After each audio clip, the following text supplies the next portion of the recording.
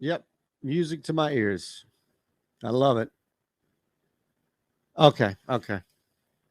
We got to make some money here. Sorry.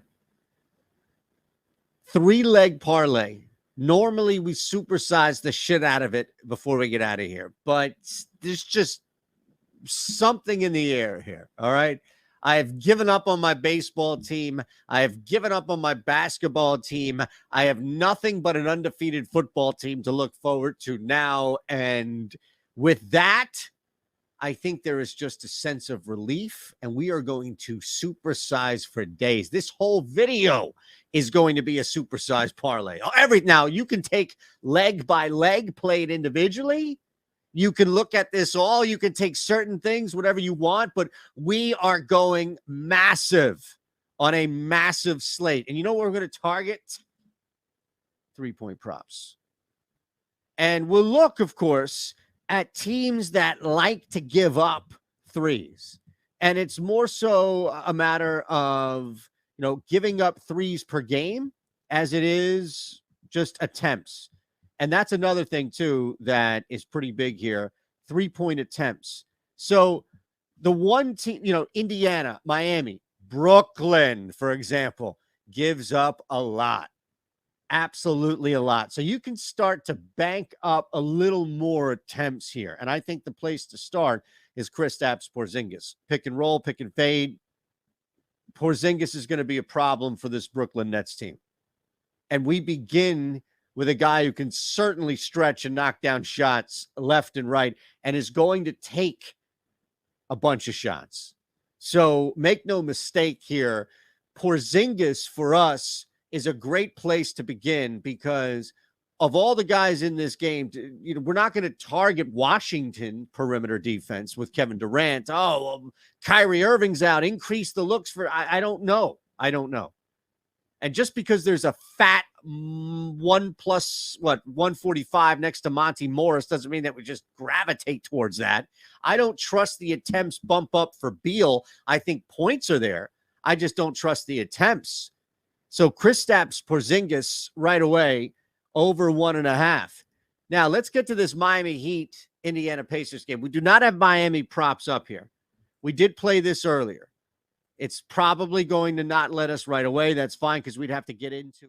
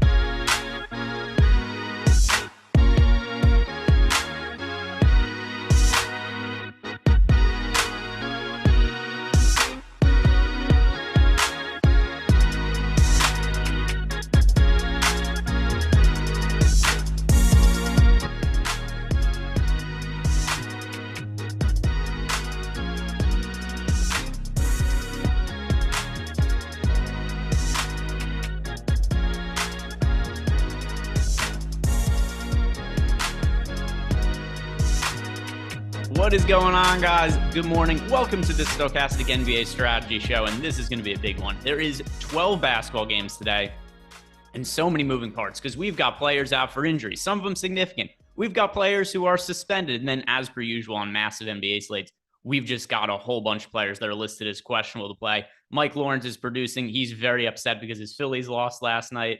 The Chaz McCormick, but Mike, come on, the Chaz McCormick catch, pretty good. That was a hell of a catch. Yeah, one of the better catches I think I've ever seen, considering the stakes of it. So, still, I think he said he thought it was gone too. Yeah, I thought it was as well. It kept carrying, going back. So, baseball game last night was fantastic, and we've got basketball to talk about. Also, going to be talking about Mike's Philadelphia basketball team, where we've got Joel Embiid being questionable, James Harden out. So, a lot of stuff here that is going to massively impact the slate. We're sponsored today by Prize Picks. As you guys come in, do us a favor, like the video, subscribe to the YouTube channel. Adam, what do you make of this 12-game slate with so many moving pieces? I think it's a really interesting one because, like you said, we have plenty of questionable players, so things are probably going to change as the day goes on. But we already have news, too, that we know there's just going to be like really, really good plays today.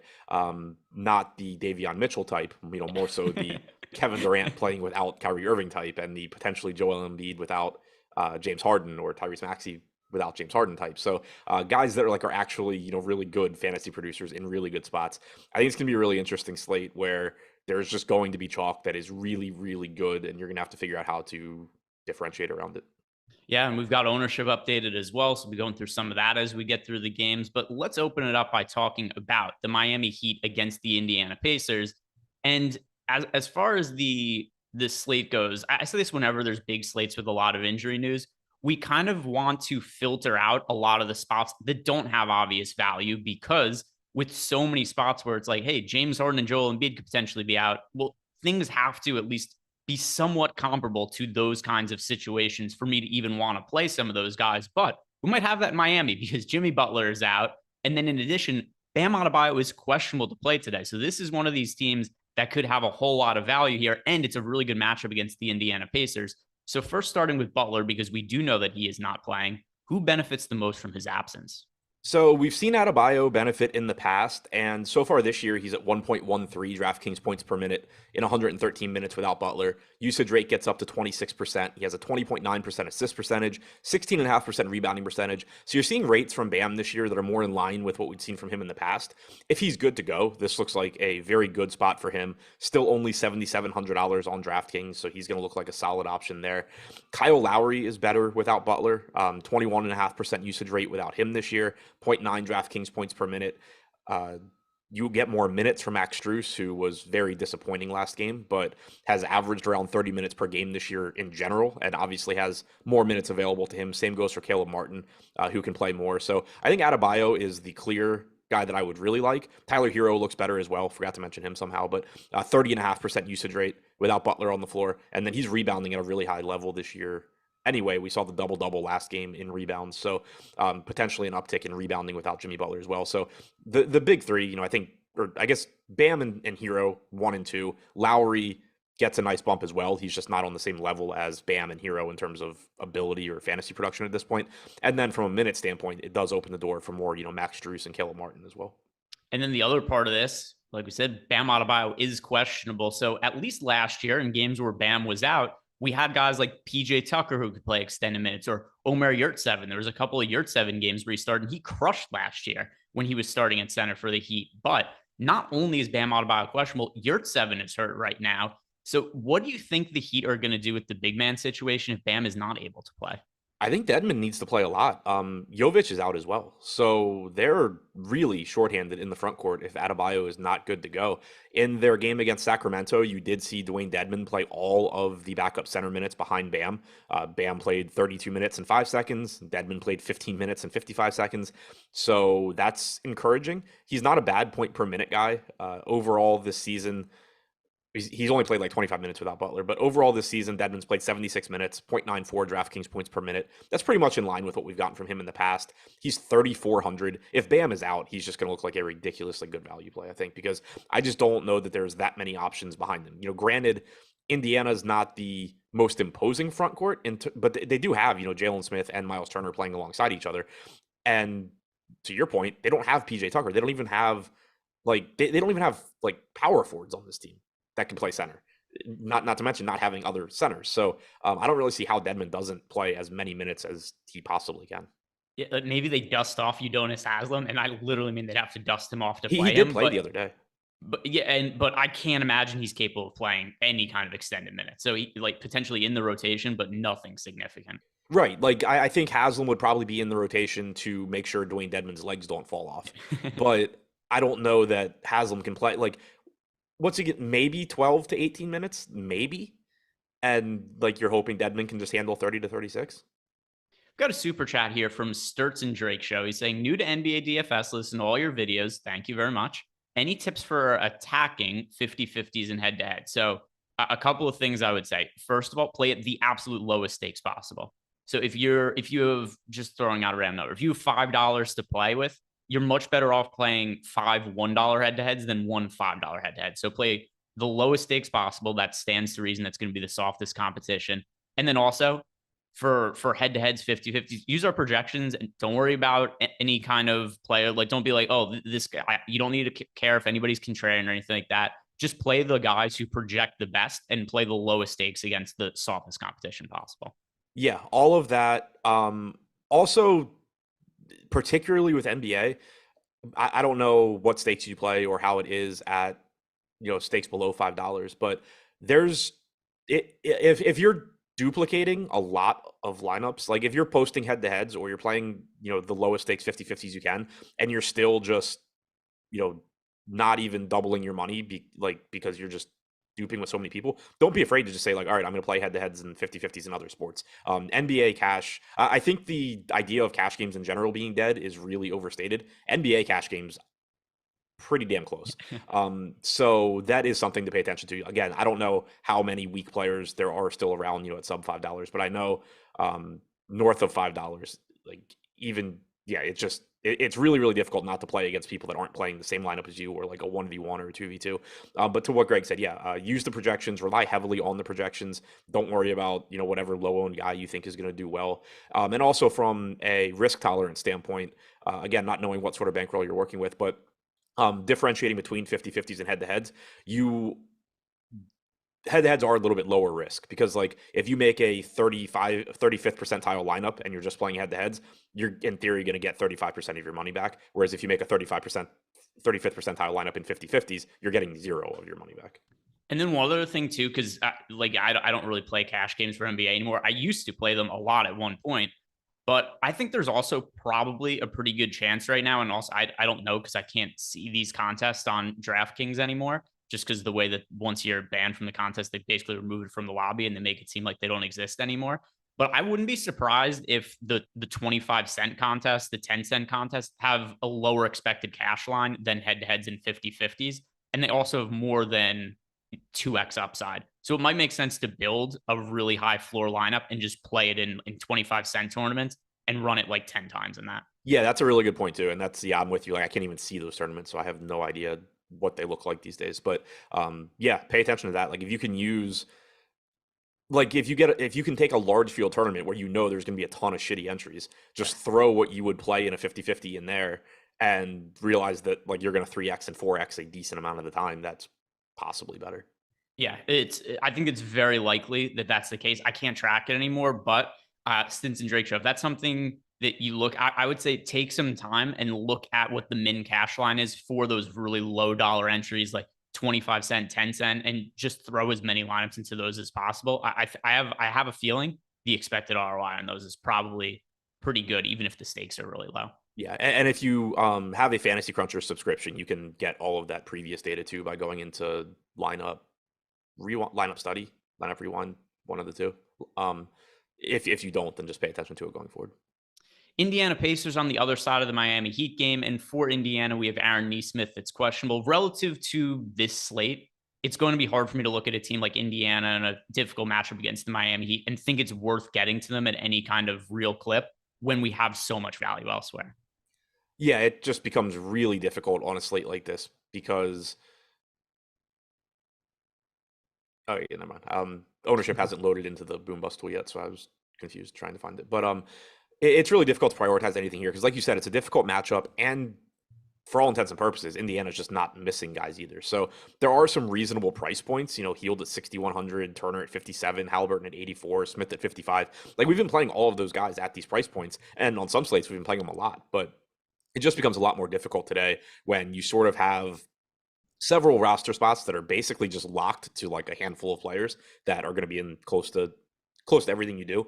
And then, you have other teams that are going to be missing players as well or in better matchups. So really difficult to prioritize anything from Indiana, even though individual prices look fine. Yeah, when I was running lineups this morning, I was getting to some of Buddy Hield, some of Miles Turner, some of Tyrese Halliburton. But number one, it wasn't a significant amount. And then two, once we start to get a couple more players rolled out, these guys are just going to fall by the wayside in terms of projections and highest projected lineup. So nothing here that's really a priority at all. Is there any one player you think you would get to more than others? Hield's got the most ownership here, which I only mentioned because it makes me think that maybe that price tag at shooting guard small forward is just really useful. But Halliburton would be the one that ideally I get to the most. Jalen Smith cost me a ton of money the other day. He hasn't been rebounding at the same clip that I would really like recently. I don't know I don't really know why that is. It's not like Miles Turner is a great rebounder. You have still been getting minutes from Smith, so I think there's upside. Like if you get a 34-minute Jalen Smith game, he's a fantasy point plus per minute guy, but it's also just extremely low priority here. Next game on the slate here, we have the New York Knicks against the Philadelphia 76ers. The Sixers side of the game, which we're going to talk about in a second, is going to probably be the most important spot on the entire slate, especially if Joel Embiid gets ruled out. From the Knicks side of the game, though, there is nothing I really got to when I was building lineups earlier. The player I got the most exposure to in my run this morning was Isaiah Hartenstein at 1.3%. There is nothing here that looks great from a points per dollar perspective. Do you see it any differently? No, it's another essentially healthy team. If you want to gamble on Isaiah Hartenstein getting the big, 28, 30-minute game, then sure, but there's going to be plenty of other spots to go to. Julius Randle, it's 7,500. So on the one hand, it's like, oh, it's a good player at 7,500. But I talked about it the other day. It's kind of twofold why he's this cheap now. He's not playing as many minutes as he has in the past. He's only averaging 32.6 minutes per game so far this year. You used to be able to count on 37, 38 minutes out of him pretty much every single night. And then he's not getting the same level of assist opportunities either with Jalen Brunson here. So I still think that there's upside when you talk about a player of Julius Randle's talent level at 7,500, but I don't think he's like some glaring misprice just because he used to be 8,800 and now he's 7,500. RJ Barrett, we've talked about playing a lot of minutes, getting a lot of usage, shooting really, really poorly this year. So that is likely to turn around at some point and you're going to get some really big RJ Barrett games, but not really sure this is the slate that I want to chase that when there's just so many other good plays. Yeah, that's where I'm at too. And by the way, I was not getting to them right now when I was running lineups, so that's going to even be magnified tenfold later on in the day when more players get ruled out. And some of that could come from the other side of the game, the Philadelphia 76ers. Now, this is a massively different looking team across DraftKings and FanDuel. On DK, Tyrese Maxey is 6,500. On FanDuel, he is 8,200. On DK, D'Anthony Melton is 4,400. On FanDuel, D'Anthony Melton is 6,000. So FanDuel has recognized that James Harden is hurt and they proactively price these players. DraftKings has not. So let's start by looking at DK. And by the way, Joel Embiid is currently questionable. Matisse Thybulle is questionable. So first, assuming Joel Embiid is in, who benefits the most from the absence of James Harden? Tyrese Maxey. This guy, I think, is just like he was good last year, and you certainly got some big games out of him. This year, I think he's just taken it to another level. He played really, really well in the preseason. He's played really well so far during the regular season. The only issue for him from a fantasy standpoint is that when he plays those minutes with Embiid and Harden, he does have a tendency to just have to watch James Harden dribble and not get to do a whole lot else. He's played 50 minutes this year with Embiid on the floor and Harden off. Obviously, that's a small sample size. He's averaged 1.27 DraftKings points per minute. I don't really care about that part too much. He has a 37.1% usage rate in those 97 possessions. He also has a 30.4% assist percentage. Embiid has a 33% usage rate, so it's not like Embiid's not getting his. Tyrese Maxey is just doing everything when James Harden's not on the floor. Overall, if you don't worry about Embiid being out there, because I do think there's a good chance that you see staggered minutes here as well, so that one of Maxey or Embiid is always on the floor. Overall, 93 minutes this year with no James Harden on the floor, 35.3% usage, 34% assist percentage, 1.46 DraftKings points per minute for Maxey. And he averages like 37 or 38 minutes per game when everybody's healthy. He could play even more here. To me, Tyrese Maxey might be the best play on the entire slate. Yeah, and the other thing too is it's not just the scoring numbers up for Maxey. His efficiency is ridiculous. He's shooting 52% from the field and 47% from three this year. So obviously that stuff he's not going to be able to keep up at more usage, but he's already playing pretty high usage and been really efficient. So going forward, I think he should be just really good for the Sixers and really good for DFS. Here's the question, though. He's 6,500 on DK. That's basically a no-brainer salary. He's $8,200 on FanDuel. What do you make of that salary when they have priced him up way more aggressively than DK has? I think he's still a really, really, really good play. Like, even if you assume he's not going to continue averaging 1.45 to 1.5 fantasy points per minute, which he could, but even if you assume that he's not going to, he's just going to play so many minutes at what should be well over a fantasy point per minute. He's averaged 37.7 minutes per game so far this year. And now obviously there's more minutes available, and he's had plenty of games where he plays north of that. So it's not like there's any real concern about him not getting a ton of minutes here. I just, even at 8,200, I think that he's a really good play. It's just that there's more opportunity cost there than there is at 6,500. But yeah, still just looks absolutely fantastic. And then the other player here who's going to be massively, massively popular, the most popular play on the DraftKings slate right now on ownership projections, D'Anthony Melton, projected for north of 40% ownership. He's 4,400 on DraftKings. As things stand now, how does he rate out as a value play for you? He still looks really good at that price point. I basically played like none of him the other day against Washington, which I didn't feel great about. It kind of worked out. He only scored like 24 fantasy points, but it also kind of reinforced why he is such a good play at this price tag. He had an absolute like just dog shit game against Washington. He played a ton of minutes, but was it the Washington game? So the Washington game, The two Washington, yeah. The Washington game that was on the slate. He started and played 32, almost 33 minutes. So this is on Halloween. Played 33 minutes, didn't play well. Still got to 24 and a half DraftKings points, which isn't killing you at this price tag. It's just if he's going to play that many minutes, and with Harden out, it's even more solidified. If he's going to play that many minutes, he can have a disappointing game and still be fine at that salary. And if he does produce to his normal levels of around the fantasy point per minute without Harden on the floor, you're going to need him at that price tag. So again, it's kind of an opportunity cost thing. There's not, you can find guys, around when using Maxey, for example, on FanDuel, where he's still a really good play, but there's always going to be guys in that 8K range that have the ability to also go get 1.3 fantasy points per minute in any given game. At 4,400, there's just very few options that can produce a fantasy point per minute and are likely to play 30 plus minutes, because if that's the case, they wouldn't be $4,400, barring injuries like we have here. So it does just become really difficult not to want to get to Melton, I think. And then if Joel Embiid is out, because he is currently listed as questionable, what do we think the Sixers do with their center minutes? Because they have Montrezl Harrell. They still have Paul Reed on the team, although it does look like Harrell's been ahead of Reed in the rotation. What do you think they're going to do? The last time we saw this happen, they started PJ Tucker at center. Maybe they go with Thibault and play small, though Thibault is also questionable. Who do you think would benefit the most if Embiid is out, or is there just not enough information to know right now? So, I think it's obviously a benefit for Maxey if he's out. It's a benefit for Melton. Tobias Harris starts to look better. We have seen Tobias Harris be separated from Tyrese Maxey quite a bit this year. Last year, they were very similar in that they were basically option 3A and 3B behind Harden and Embiid. This year, it's very, very clearly, those three ahead of Tobias Harris. If you take Embiid out, though, there's going to be more shot volume available for Tobias Harris behind Tyrese Maxey. I expect that they would start PJ Tucker at center. That's what they've been doing pretty much regardless of matchup. If that's the case, I assume you're getting like Matisse Thybulle in the starting lineup as well. Really shitty fantasy point per minute guy, not somebody I'm overly interested in getting to. PJ Tucker looks a little bit better than normal if he's playing center just because of the rebounding opportunities. But I think mostly I would be targeting the usage guys. So Maxey, Melton, Harris just would look even better than they already are going to. Yeah, and this is one of those spots. We spent a lot of time talking about the Sixers, but it's really important. We've got another team coming up as well, the Nets, that we're going to spend a lot of time on.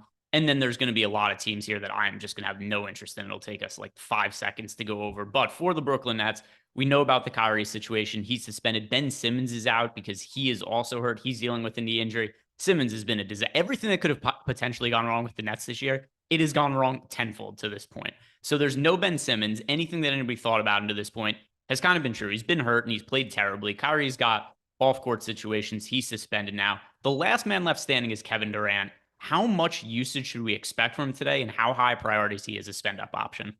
Who was that? Sorry, I was reading about Kevin Durant. PJ Tucker's on. So I was just saying that Kevin Durant, with Simmons out, with Kyrie out for the Nets, how high priority of a spend-up option does Durant become?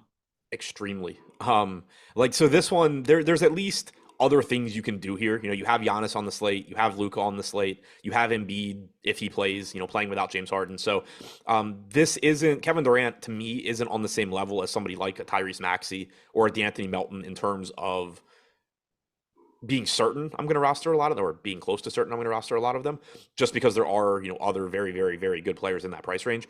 But you have Kevin Durant playing with nobody else on his team, and he's only $10,300 at small forward. So he is going to look really, really good.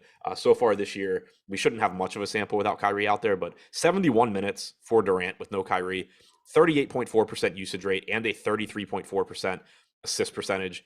If you go back to last season, take Kyrie off, and take James Harden off the floor. Waiting for that to pull up now, but I would expect that he's in that same like 1.4 to 1.5 range. 750 minutes without either guy on the floor. 1.5, 1.52 DraftKings points per minute, 36.7% usage rate, 34.8% assist percentage. He's, I think, the best pay up option. Like I prefer him over Embiid, even if Embiid's good to go. I think it also helps that the opportunity cost at small forward is going to be a little bit lower than at center. So I absolutely love Durant, but that is a spot where I'm going to be, I guess, a little bit more aware of the ownership, just because, you do have guys like Giannis and Luka, and Embiid that you can pivot to if the ownership gets too high. Yeah, right now we've got Durant projected for 28% ownership over on DraftKings, FanDuel 33% high, but not anything really too crazy, at least not at the moment. Now, as for the other players on the Nets, with no Simmons and no Kyrie, we also have Seth Curry listed as questionable. He's been in and out of the lineup to open up the year. Joe Harris, he hasn't been playing full extended minutes. Are there any cheap guys that you were like getting to? Because I do find that to be a little bit difficult to parse for the Nets right now. So I think it's scary just because their rotation can sort of be anything. It doesn't help that we're on game 2 of not Steve Nash, so you can't even read too much into what they've done previously. So we have, what is it? So yeah, so Curry's questionable, and he's the only, and then Simmons out. So Curry didn't play the last game. Joe Harris started. He only played 21 minutes after playing 28 minutes the game before. So I think it's likely that Harris gets back to 28 to 30 minutes. He's 4,400. He's going to look reasonable. Should get up a few more shots with no Kyrie out there. Since last year, Harris has only played 99 minutes without Irving or Harden, 18.2% usage rate. So that is a little bit higher than normal. Edmund Sumner at 3,300 is interesting because he is a capable scorer. It wouldn't be surprising if they wanted to get him some more minutes, to try and fill in, for Kyrie's workload. And also really notable, I think, from that last game, anybody that rostered Kyrie is very aware that he did not play much in the first half. Sumner was the guy playing like all of the minutes when Kyrie wasn't out there. Sumner closed the first half in Kyrie's place. In the second half, Sumner played all of the minutes that Kyrie didn't play as well. Kyrie played almost the entire second half, and Sumner played some extra minutes too. But you ended up getting to 22 minutes from Sumner, 45 total minutes without Kyrie or Harden. So without Kyrie, because we're just talking this year, but 24% usage rate. Obviously, that goes down the more minutes that he plays with Kevin Durant, but at 3,300, he's going to look good. Yeah, and especially if he ends up starting, I don't know exactly what that's going to look like. And then also, if Seth Curry's out, there's just there becomes a limited amount of guards for the Nets to play. So, situation, I think there's going to be value there in the Nets backcourt just because of the amount of guys that are out. But it's hard to know exactly who that guy could be without knowing the starting lineup. I'm hoping Sumner starts. That would just make him a good-looking value play. On the other side of this game, hang on, I want to mention Nick Claxton too. Ben Simmons being out is just fantastic for Claxton. 6,100 at center. Obviously there's a lot of good center plays, but this is a good fantasy point per minute guy, and he's played like 31 and 34 minutes in his starts. I expect him to start again and play as many minutes as he can. So I think he's a pretty solid mid-range option. And then other side of the game, when I was running lineups, I got to a little bit of exposure to Kristaps Porzingis. He's low-key been a fantasy monster as of late. Porzingis has back-to-back fantasy games of over 50 fantasy points. His price remains too cheap on DraftKings at 7,600. The one issue with him is that he's only center eligible on DK. On FanDuel is a little more expensive, but center and power forward eligible. So I get to a little bit of Porzingis. Nothing else really becomes important, though. Yeah, Washington's kind of been like that all season long. You're also expected to get Corey Kispert back today. So if for some reason you did want to play with the fringe Washington pieces like, Benny Avdia or Anthony Gill or whatever, Corey Kispert's probably going to screw that up. You shouldn't have wanted to do that anyway, though. But I'm with you on Porzingis looking good if you can get to him here. 7,600 at center. Like you said, being a center is a problem. And then also his playing time hasn't been as great as we would expect. He is coming off of a game where he played about 34 and a half minutes. He's averaged 31 and a half minutes per game so far this year. Combination of foul trouble, blowouts, just, sort of random stuff, but not playing, huge minutes. He has averaged 1.25 DraftKings points per minute. I do find it interesting, though, that like right now he's getting 18% ownership. I think he's a really good play, but should he really be getting, for example, 3 times the ownership of Claxton when Claxton's $1,500 less expensive? Yeah, probably. So I think that does make sense. Although also one of those guys, if a lot of value opens up, probably gets buried a little bit, but I think that's a good case there, and he's somebody who could make sense. Anything else from this game that you want to talk about? No. I did want to mention we didn't talk about Shake Milton. He certainly could play more. Like, I still think DeAnthony Melton is ahead of him, but certainly could soak up some of those hardened minutes for cheap.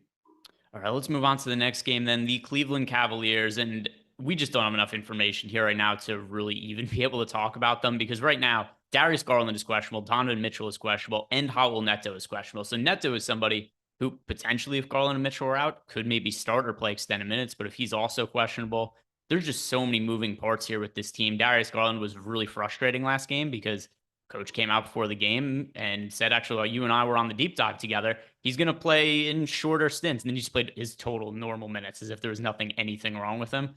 But now he's questionable with knee soreness. Donovan Mitchell hurt his ankle last game, so he's questionable to play. What takeaways do you have, if anything, from Cleveland right now? I like the upside that Garland gives at this price tag. If he's going to play 35, 36 minutes, he is underpriced for what, he does. It's a little bit more difficult when you take it in full context of the slate. Yeah, I think $6,900 is too cheap for Darius Garland, but $400 more expensive than Tyrese Maxey without James Harden is too expensive, or is overpriced. So you kind of have to keep everything in mind. DeAnthony Melton's going to take a lot of guard exposure as well. So as a result, there's about 10% ownership coming to Garland. Good spot. 35, 36 minutes of, about a fantasy point per minute guy last year or the last couple of years when he's played with Colin Sexton. I think you get at least that, if not better here, just because Garland is likely improving as well. So I like Darius Garland, but can't call him like a true priority when, you're talking about the same position as Tyrese Maxey. Yeah, and then also him being questionable, Mitchell being questionable. So where Garland would really make sense is if Mitchell gets ruled out and Garland plays, then I think that we could fire him up. But we just need more information here. So like the video, subscribe to the YouTube channel, check out the deep dive and live before lock later on in the day. Other side of the game, we have the Detroit Pistons in a really difficult matchup against Cleveland. Cleveland, one of the best defenses in the NBA. Evan Mobley is now one of the front runners to win Defensive Player of the Year, at least as far as betting odds are concerned. Is there anything you really like from the Detroit side of the game?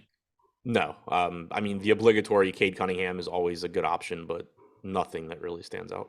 Yeah, I think totally same page for me. There's nothing here I would expect to get in more than a few lineups, and that would probably just be Cade Cunningham. Other than that, Jaden Ivey, Bogdanovich, Saddiq Bey, these guys have had individual good games. There's going to be higher priorities by the time the slate locks.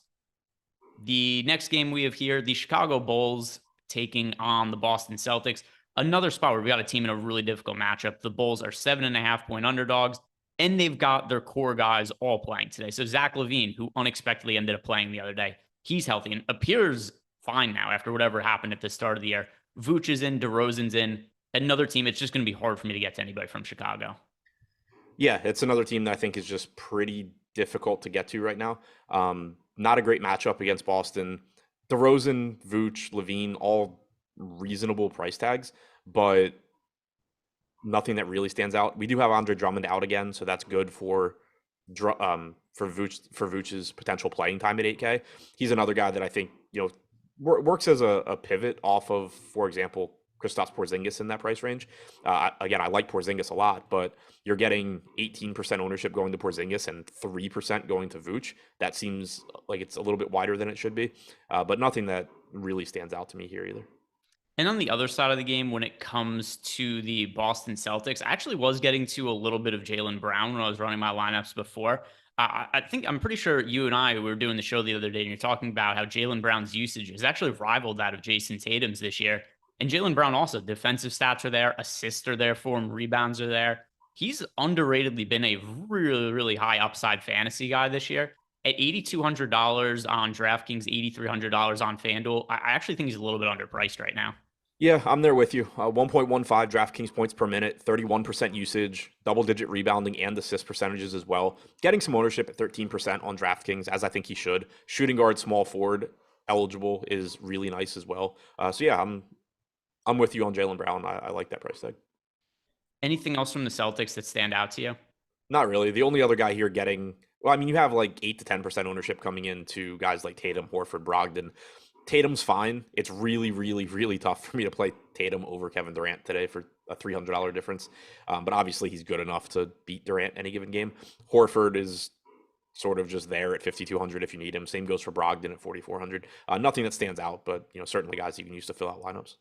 All right, so we're picking up some time now. We had the games that were important. We took some extra time on. Now, these ones are just kind of firing through them. And another one that's going to be like that, the Clippers taking on the Spurs. From the Clippers side of the game, I was getting to almost nothing when I was building lineups on DraftKings. The one player that does stand out to me over on FanDuel, Paul George is only $8,800. That is a pretty crazy price tag over on FanDuel, shooting guard and small forward eligibility. For DK purposes, though, there is nothing I really like here at all. Yeah, it's been a pretty tough team to trust, too, just because of their rotations. Paul George looks fine. Like you said, he's really cheap on FanDuel. 9,500 on DraftKings. There is still a nice ceiling there and shooting guard, small forward eligibility. But just because of this slate and the fact that there are guys that look so good, whether it's Durant, Embiid, Maxey, kind of just pushes George down to secondary status. Zubats looks like a reasonable tournament option at 6,200. We know the upside that he offers. The one thing I do want to point out specifically about this team is Marcus Morris at 5,400 playing really big minutes. And I think I had talked about it. I don't remember if it was with you or not, but I talked about it before their game against the Rockets the other day that I didn't know what to do with Marcus Morris because he had the games that he sat out. You had, sort of the really deep rotations the Clippers had run. But then he was coming off of a game where he played like 37 minutes. And it was like, are they going to do that again? Because if they are, he's a ridiculously good play. And then he came out and played 35 minutes. So again, like there's no guarantee he plays 34 or 35 minutes here. He could just as easily play 30 and the Clippers will be perfectly fine. But he has played huge minutes recently and he is only $5,400. I think a big part of that too is Norman Powell's absolutely sucked this year. Yeah. I think they wanted Norman Powell to play a bigger role, and he's played himself out of that role just by continually sucking. And Marcus Morris playing better. I think they've just seen it as easy as let's just play Marcus Morris a bunch of minutes. They move Norman Powell to a bench role, and he's just lost a bunch of playing time. Yeah, and also from a rotation standpoint, last game, Amir Coffey only played 6 minutes. He didn't play it all in the second half. He was the one that, when I was talking about their rotation, it was like, I don't know if they're actually going to play Coffey 12 minutes. And if they don't, Morris is going to play a ton, or, other guys could play a ton. And so the fact that Coffey is in the rotation, but sort of barely hanging on, it seems like, I think bodes well for Morris's playing time also.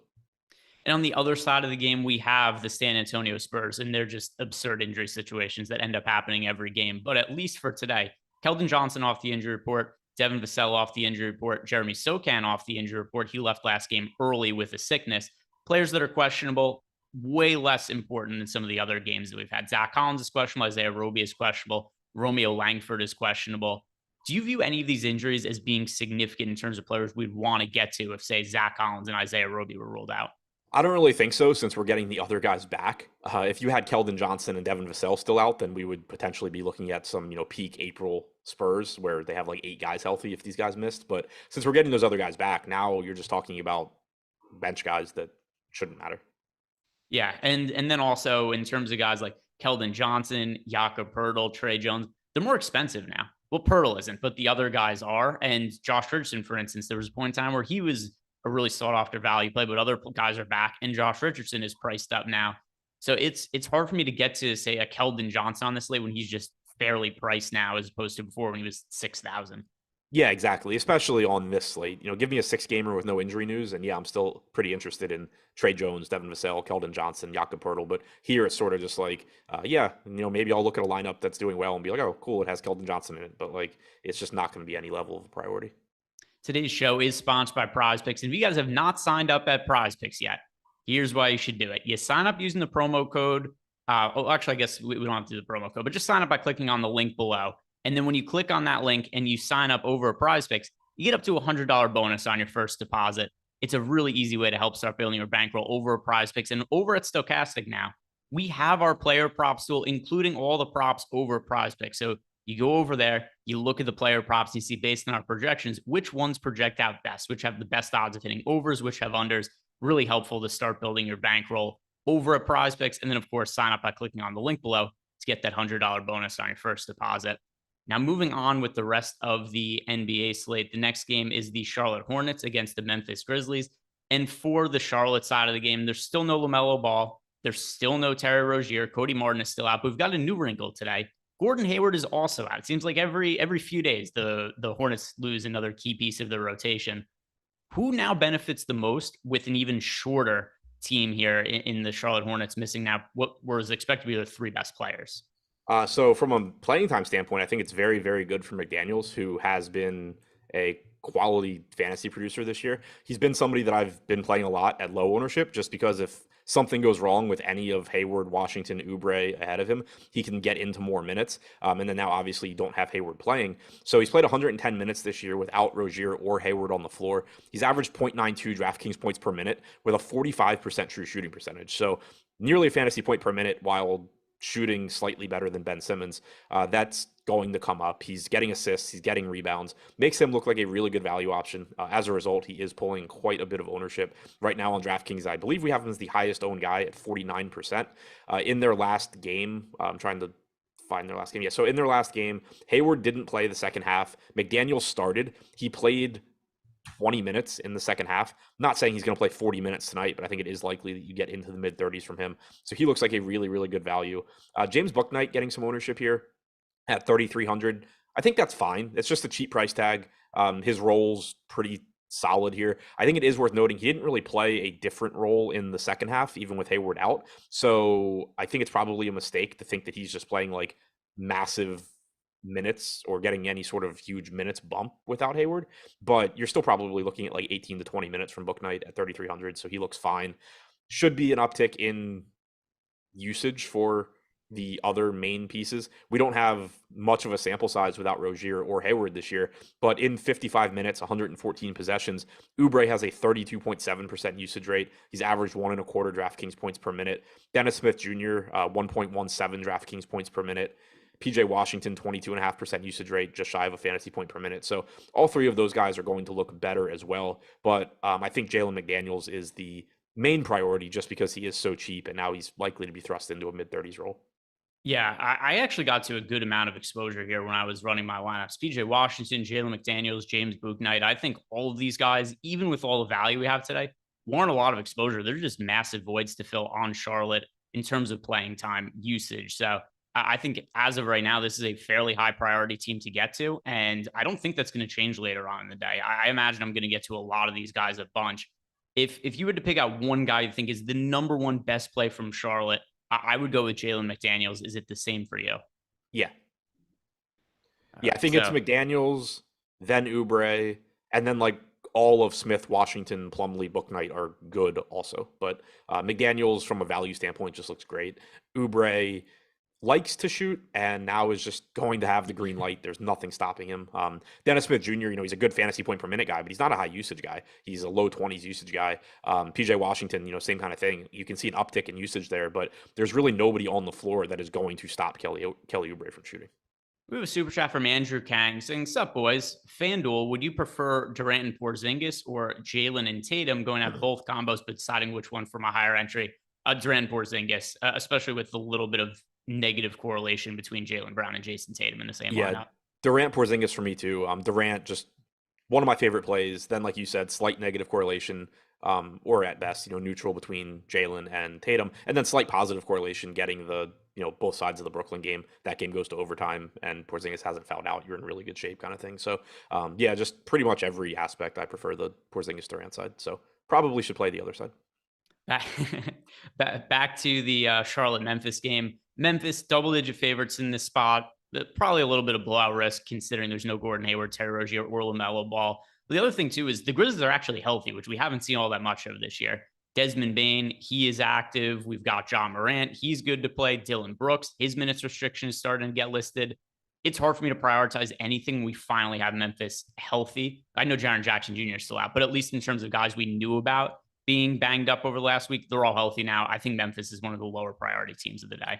Agreed. It's been one of the best teams to target all season, but now they are healthy again. And so they still have a lot of good players. Like, there's still a lot of upside, and it's a pretty appealing, or could be a pretty appealing matchup. I think Charlotte's actually been solid so far this year, but obviously playing a banged up Charlotte team now. Ja Morant can still go nuts, but in terms of just chances of success, he's pretty low probability when you compare him to Kevin Durant playing with a bunch of G League guys and Royce O'Neal.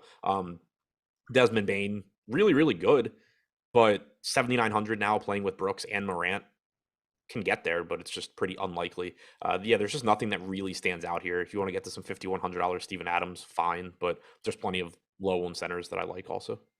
Next team to talk about, the Golden State Warriors on the road against New Orleans Pelicans. And the Warriors have been a disaster on the road so far this year. They have played, I believe it's 5 road games, and some of them not difficult matchups, and they've not won any of them. So they played Phoenix.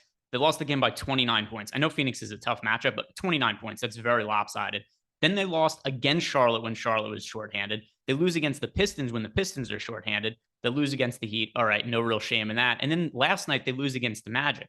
So now we've got this team and the Warriors are playing on the tail end of a back-to-back. I think that means we're probably going to see Klay Thompson rest. I don't imagine he's going to be playing back-to-backs, at least not in the early portion of the season. What do you make of Golden State playing on the tail end of a back-to-back, and are you expecting them to rest anybody? I'm assuming that they'll rest Clay. Haven't seen that confirmed. Maybe they don't. I don't know. But like he did shoot well yesterday, so I could kind of see it going either way. Where it's just like, all right, we finally got a good shooting game out of Clay. Let's let him have that. Or is it like, all right, let's get him back out there and keep him shooting and hope this continues. But I assume he's not going to play until I hear otherwise. Steph looks good at 9,700. Again, Durant sort of muddies that entire price range along with Embiid if he plays. But Curry, obviously has a huge ceiling. The other Curry, Seth, was just ruled out for Brooklyn. So more minutes available for random bench pieces. But Steph Curry obviously looks good if you can get there. Not going to be able to prioritize him like we could last night. Jordan Poole, if Clay is out, should play more minutes at 6,500. I think he looks pretty good. Fantasy point per minute guy. Again, not remotely comparable to Tyrese Maxey in terms of median projection, but if you need a low owned pivot or you want to play him alongside Maxey, I think that's perfectly fine. Those two look like the best options to me. Then, Wiggins, Green, Looney are all sort of just, whatever. Yeah. So for me, I'm going to assume that Clay isn't playing. The reason being is because when they held him out of the last back-to-back, they said that they weren't going to play him in back-to-backs to open the year. But with that said, with that said, we also had Steve Kerr say that, and I know that it was open for interpretation what was going to end up happening with the Warriors minutes, but he did start the year by saying, hey, we're going to limit the minutes of guys. And then it ended up being not the case. So we'll see. It could also be one of those things mistranslated through the media.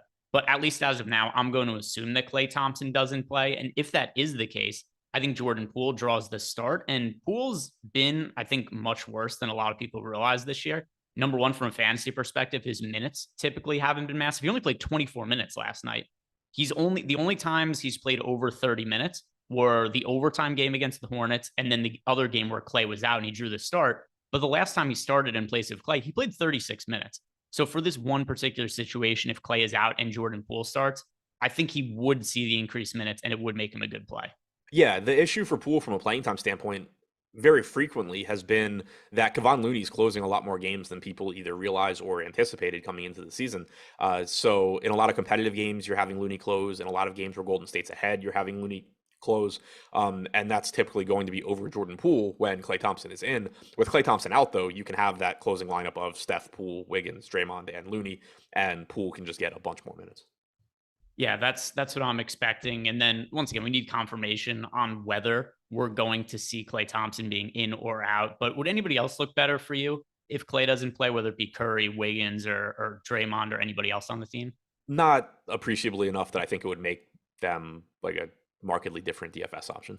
Like there's, taking Klay out, you're taking out that usage rate, but then you're also adding Jordan Poole, who's a high usage guy, to that starting lineup. So it's not like it opens up a ton.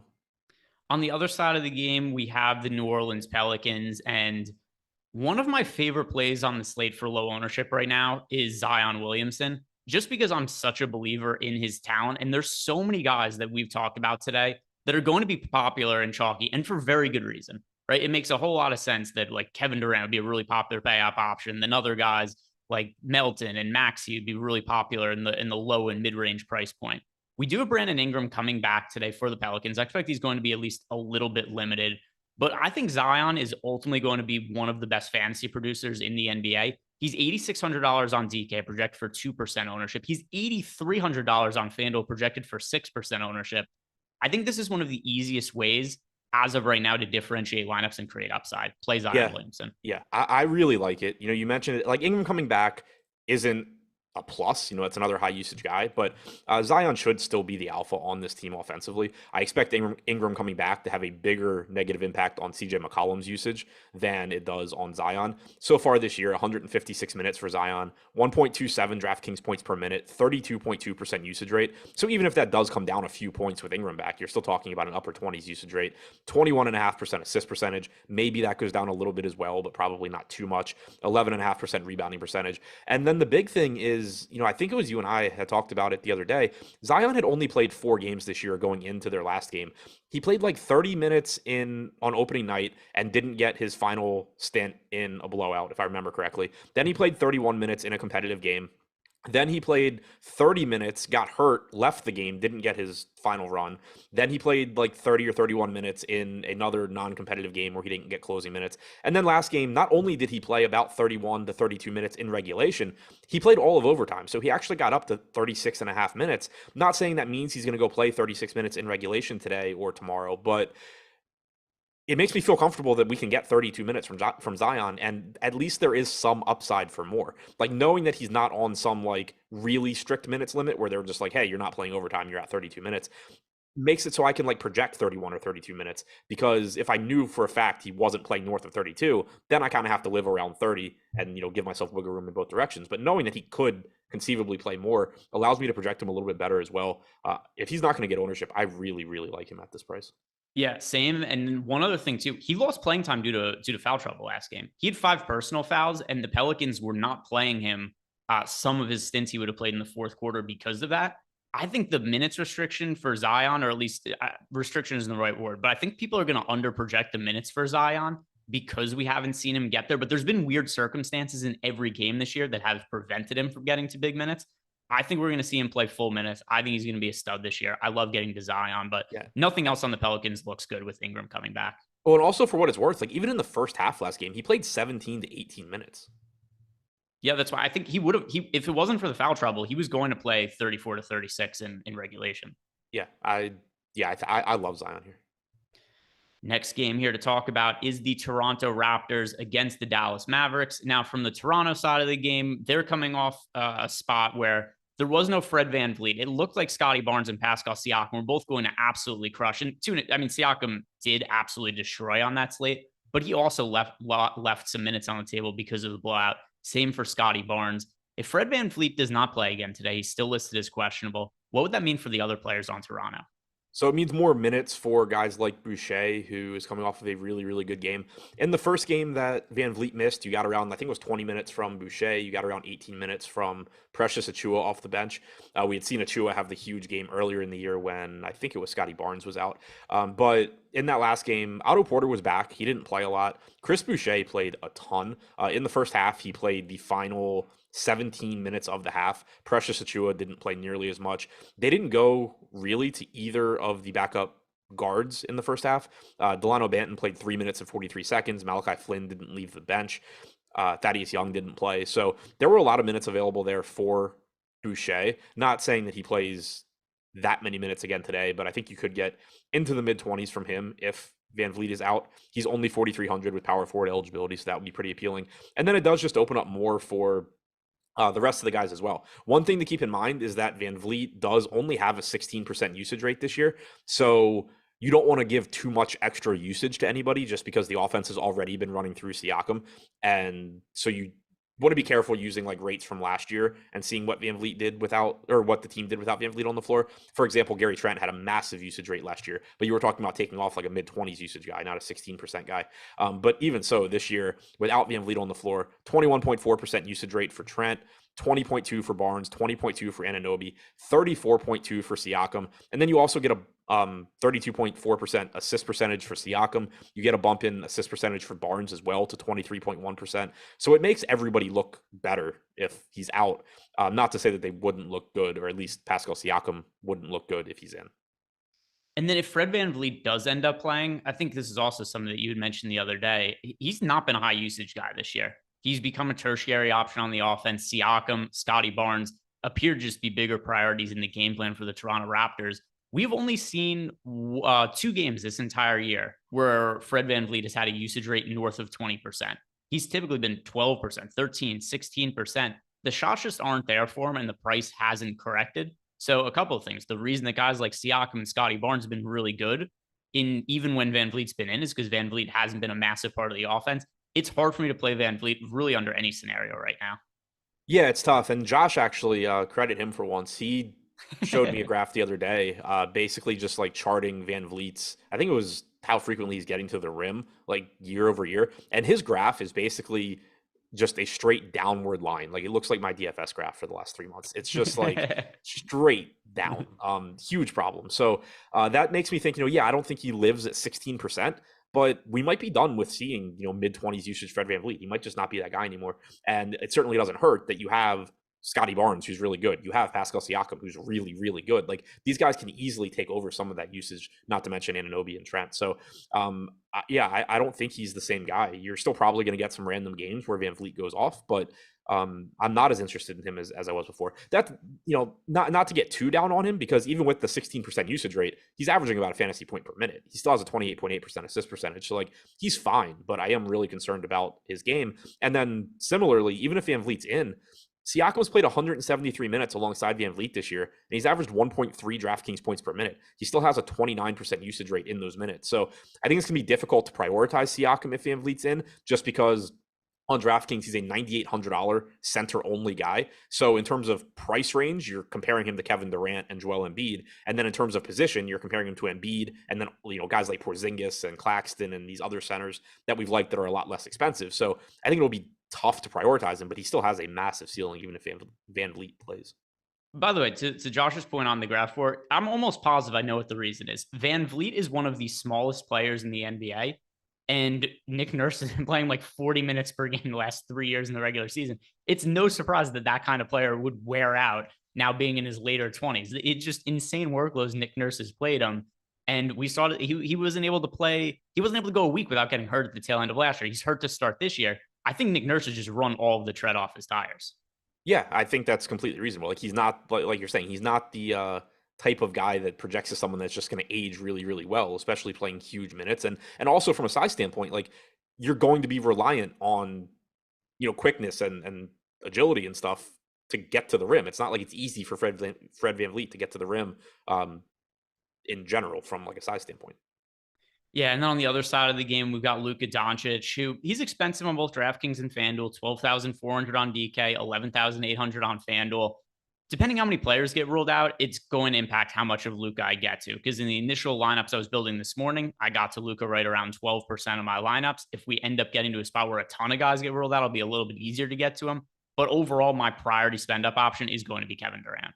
Yeah, that's where I'm at as well. And even if like we get more value, I think it's going to be kind of difficult to prioritize Luka in the sense that we already know we have Durant for $2,000 less. We already know we have Tyrese Maxey taking up a guard spot in a lot of lineups. Same goes for DeAnthony Melton. So even if more value opens up, you're kind of just taking up more roster spots, but it's not like I'm dying to pay up from Kevin Durant. Like I'm really happy getting to Kevin Durant. So if we do start getting more value, then sure, Luka's ownership probably does go up a bit, and it's going to be a little bit easier to get there. But he is also still $12,400, and he is averaging around 1.75 DraftKings points per minute. He's got a usage rate north of 40%. He's got an assist percentage approaching 50%. Not rebounding probably at the same rates that Westbrook used to, but other than that, he's kind of approaching those like Russell Westbrook, Oklahoma City without Kevin Durant times, where it was just like, all right, every offensive possession is going to end with Luka Doncic either turning it over, scoring, or getting an assist. So, the upside obviously is great, but on a slate like this, if you play Luka at 12-4 and he gets you 65, 67, 68 DraftKings points, you're probably wishing you played somebody else. Yeah, especially just with so many options. And we've got the next game we're about to talk about. Giannis is going to be in the mix, but also, I mean, you're going to see it too when we get later on the day with some just the projections and how many players there are going to be, like a Kevin Durant, who's just a little bit cheaper than Luka, but because he's in such a good spot, he's going to be projecting out really well and comparably. But if you guys want to check out all the projections, ownership projections, we have a couple of ways you get access to it. Right now, we have a free trial. If you haven't signed up, you're a new user, 3 days for free. But also, we've got to deal with BetMGM right now, where if you sign up for BetMGM, clicking on the link below, what you could do is you make a bet of $10 over on BetMGM. You would get a risk-free bet, also your first bet on BetMGM up to $1,000. But also when you sign up using our link, you get 2 free months of a Stokastic Plus Platinum package. So a lot of moving parts there, but just to summarize it all, if you want free access to our site, you can do it for very cheap by signing up over at BetMGM for the first time using our link, but also using that same sign-up offer, you get up to $1,000 risk-free bet over at BetMGM. So you don't have to bet $1,000, and to get the 2 free months of Stokastic Plus, you only have to bet $10, but you could get a risk-free bet of up to $1,000. So let's say for today, you really like the Washington Wizards against the Brooklyn Nets. If you wanted to, you could bet $1,000 on them. Even if it loses, get refunded with a risk-free bet of up to $1,000. So take advantage of our partnership over at BetMGM. Click on the link and sign up below. Now, Adam, talking about the other pay-up options that we have on the slate today, one of them is in this next game. We have Giannis Antetokounmpo going up against the Minnesota Timberwolves. Now, where does Giannis rate out for you as a pay-up option relative to guys like Kevin Durant and Luka Doncic? Just play back what I just said about Luka and then insert the name Giannis instead of Luka, because to me, it's like the same thing. He's absolutely fantastic. Like, if I can build lineups with Giannis in them, I'm more than happy to. He averages 1.75 to 1.8 DraftKings points per minute. He's averaging about 35 minutes per game. The issue is just what the rest of your lineup looks like. I fully expect that I can build lineups that look really good with Giannis, but then if I say, okay, well, what if I go from Giannis to Durant and I go from, Book Night to, I don't know, some 5K guard or something that we like. I don't have an example off the top of my head, but like, that's the kind of thing where it's just like, all right, well, I can just really improve this lineup both in terms of projection and upside by saving $2,000 and going to Kevin Durant. So there's obviously something to be said about being able to get to a relatively low owned Giannis. Like, he's pulling 10% ownership on DraftKings. That's really appealing, but like, you need those 80-point games from him probably for him to be somebody you want in lineups at this price tag. Yeah, and also just same thing I said before. I'm assuming a lot of players are going to end up getting ruled out on this slate, which is just going to make it easier to get up to the likes of Giannis and get up to the likes of Luka. At least as of right now, in terms of my priorities as spend-up options, it's Durant 1, Giannis 2, Luka 3. I think Durant 1, Embiid at 10-2, probably ahead of Giannis and Luka for me, if fair. He's good to go. And then Luka and Giannis look basically the same. I was going to say I would give I don't know. I was going to say I'd give the edge to Giannis because of his position and the fact that you have Maxey and Melton at the same position as Doncic, but you have McDaniels and Durant at the same position as Giannis. So I don't really know that matters. Yeah, I was, I totally agree with you on Embiid. The other thing also, it's going to be easier to fit lineups with Durant and Embiid together than it is to get Durant with, say, Giannis and Durant with Luka, just because of pricing restrictions. So yeah, I would actually go Embiid second. I was just taking him out of the mix because he's questionable right now, but that's totally fair. Anything else that you want to get to from Milwaukee? No. Drew Holiday's really good. He's 8,100. He's pulling 15% ownership, which is actually more than we've gotten on him in a while. I've been getting to him a lot. I'll probably get to him some here. I really like the upside that he offers.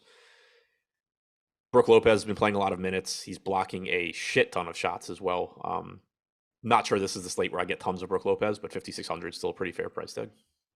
Yeah, Brook Lopez also just playing a much bigger role this year than he did in other years. Just this is probably not the slate where we need to get to him. And I feel the same about a lot of players on the other side of the game. When it comes to Minnesota, there's going to be games where Cat is upside. There's going to be games where Edwards is upside or Gobert. But overall, it's going to be hard to play any of them when all of them are active. I will add that for today, we do currently have Edwards and Gobert listed as questionable, so that could change stuff. But first, if everybody's in, would anything stand out to you for Minnesota? And then what do we do if Gobert and or Edwards is out? Yeah, I mean, nothing really stands out here. Maybe on a different slate because I do think pricing is reasonable, but it's just tough to really prioritize them here. And then also not a good matchup against Milwaukee either. Towns at 8,800, Edwards at 8K with shooting guard, small forward eligibility. Both guys clearly give you a lot of upside, and they are perfectly reasonable options in any given lineup, but I'm just not going to have a lot of lineups that have either of them in it. I wouldn't expect. The opportunity cost on Gobert is really high. Same goes for D'Angelo Russell at 6,700. So this team outside of Karl Anthony Towns projected for 5% ownership on DraftKings. Nobody else projected above 1%. That makes sense to me. And it basically just makes them, tournament flyers in individual lineups, but nothing that I'm just like planning to jam in. Yeah, and we'll see once again, Gobert, Edwards, what's up happening. I think I'm going to like Cat quite a bit, actually, if Gobert isn't able to play. Yeah, you should get more rebounding opportunities for Cat if Gobert is out. You would basically get him at his new price point playing his old role, which would be pretty nice. This is somebody that used to be, 9,500 to 10K consistently. His role obviously a bit different this year, playing alongside Gobert. But if Gobert were to miss, or if Edwards were to miss, it certainly makes Cat look a lot better. Yeah, that's where I see it as well. But once again, like the video, subscribe to the YouTube channel, check out Deep Dive Live before lock. Gobert and Edwards both being questionable. That's a lot of pieces up in the air for the Minnesota side of the game. Moving on to the Portland Trailblazers against the Phoenix Suns. For Portland, we've known that Damian Lillard is out, but now Anthony Simons is questionable. If we don't have Simons playing in addition to Lillard, what happens in the backcourt for Portland? It's a really good question. I kind of have no idea. Like, I'm guessing Josh Hart handles the ball a lot. Justice Winslow can run point as well. Keon Johnson's been playing behind Simons a little bit.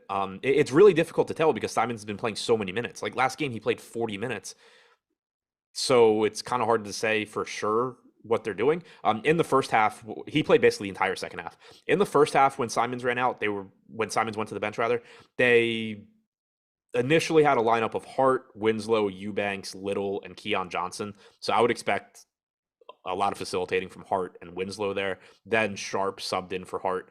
Same thing. I would expect Sharp and Winslow predominantly to be getting assists, Keon Johnson as well. But I don't know that there's one like clear-cut answer to who runs the offense there. I think it's probably a mix of those guys. Yeah, and we'll see what ends up happening with Simons. We do have 3 games in the late portion of the game. One thing that I think could make this tricky though is there's so many players that I feel like we kind of have to play from the early section of games that I would say I'd like to hold roster spots open in case Simons gets ruled out. I don't even know if that's going to be possible today. Yeah. Also, like if I had to guess, and so he's listed with left foot inflammation. If I had to guess, like he played 40 minutes last game. It's not like he subbed out early or anything. It wasn't a back-to-back. I mean, obviously there's a good chance, I guess, he doesn't play given that he's listed as questionable, but it's not, I guess what I'm saying is it's not a spot where I'm going to prioritize trying to save roster spots there because I think that he's more likely to play than not, probably. If this was a 2 or 3 game slate where we didn't have value, I'd view it totally differently. It's just different with this being a 12 game slate and so many spots that are just really, really good value plays. So yeah. Simons, I hope he just plays, but if he doesn't end up playing, I'm probably not going to have a whole lot I could swap onto because there isn't that much, at least as of now, to get to in the later games. Like we got Phoenix right here. Nothing looks good to me from the Phoenix side of the game. We've got DeAndre Ayton. He's now probable, so he's expected to return. That's going to take guys like Bismack Biyombo, Jock Landale totally out of the mix. Devin Booker, Chris Paul, a little bit less usage there potentially with Ayton starting at center. Campaign is questionable. That doesn't really impact all that much for me. The Suns are not really a team to prioritize. Yeah, I'm there with you. I did forget to mention from the Portland side, I still really like Nurkic with or without Simons. He gets a bump in usage without Lillard. He's playing solid minutes, still only 7,300, not getting much ownership. So I do like him. Also coming off of a very, very good game against known lockdown defender, according to Brandon Katz, Steven Adams. That was a spot where Nurkic was not supposed to have success, and he did. But going back to the Phoenix side, I'm with you. Not a ton. Ayton at 6,700 looks fine, just like a lot of other centers look fine. Devin Booker, Chris Paul, obviously both good players, but high upside players, but nothing that I would really want to prioritize here. Yeah, let's look at the final game on the slate now. The Utah Jazz against the Los Angeles Lakers. Last spot to talk about, and one that is not going to really draw a lot of interest from me. We'll talk about AD in a second. I just assume that he's fine and good to go. But Utah, their side of the game, we've seen guys like Lauri Markkanen, Jordan Clarkson, Mike Conley individually have had some good games. I think you could argue that the price is a little bit cheap, so I got too minimal exposure to these guys, but also players that I think are just going to get cut out of my lineups. Not entirely, but for the most part, once players get rolled out. Yeah, right there with you. It's a lot of guys that look decent and nobody that looks great. I'm obviously happy to get to Lauri Markkanen at 7,300. Same goes for Clarkson, Conley, Olynyk. Colin Sexton played a bunch of minutes again last game. I know I had talked about that I thought we were going to start seeing more of him playing alongside Conley. He, I think, played 30 minutes against Dallas the other day. He closed both halves, played nearly 31 minutes, and that's a game where Conley played nearly 33, so he wasn't cutting into Conley's playing time. That's really, really good to see. Sexton is only $4,400. I like Colin Sexton here. I don't think you can prioritize him over DeAnthony Melton, but at the same time, if Melton's going to pull massive ownership and Sexton is projected for 9%. So we have Sexton getting 9% ownership. We have Melton at 43. And I think they're going to play pretty similar minutes. Melton probably plays a little bit more. I am interested in Colin Sexton. Yeah, I know you'd mentioned it the other day, potential for Colin Sexton started to play increased minutes. I do think that makes sense. It's just a slate where personally, I don't think I'm going to end up getting to him. I think there's going to be other players I prioritize. I would like to play him. I think the logic totally makes sense for him as a good points per dollar play. I think I'm just going to prefer other guys, but we'll see what ends up happening as more injuries come out. And on the other side of the game, we do have Anthony Davis officially listed as questionable. I've seen enough of the Lakers injury reports over the last couple of years to know it's most likely nonsense. LeBron is probable. Anthony Davis is questionable. They're both playing in all likelihood. Yeah, that's my assumption. And we do still have that sort of broken price tag on Anthony Davis at 9,100. I do think it's a little bit less broken today, just given the context of the slate. He's still $500 more expensive than Zion, who we really like. He's, you have Kevin Durant, you have Maxey, you have all these guys that are just like really, really good plays. But I do think Davis is a good play as well at 9,100, assuming he's good to go. Clearly a very, very high upside guy. Only got like 7% ownership last slate, I guess, because he was questionable. But if you can get the Anthony Davis here, I really like that price tag on DraftKings specifically. All right, guys, that is going to do it for us today. Once again, got a lot of you guys still here watching. If you haven't done it yet, do us a big favor. Hit the like video on this before you head out. Also, subscribe to the YouTube channel if you haven't done that already. Lots more content coming up today. We've got the No House Advantage football show. We got On the Contrary. And then, of course, all our NBA content. NBA Deeper Dive, NBA Live Before Lock. Check out all of that. I'll see you guys later.